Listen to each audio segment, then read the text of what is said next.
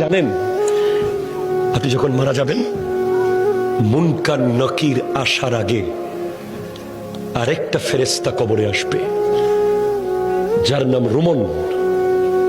সে আপনাকে বসাবে, বলবে লেখো উকতুব আমালাক, তোমার ৬০ বছর কি কি করেছো প্রত্যেকটা মুহূর্ত লিখে দাও।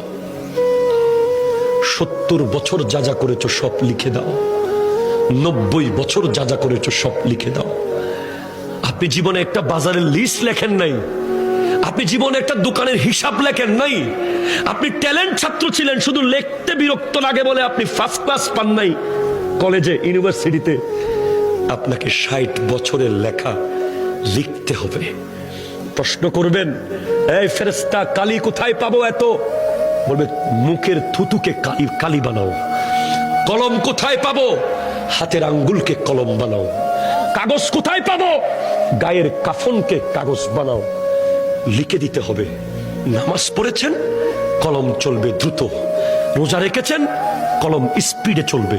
দান করেছেন, কলম স্পিডে চলবে। মা বাবার খিদমত করেছেন, কলম দ্রুত চলবে।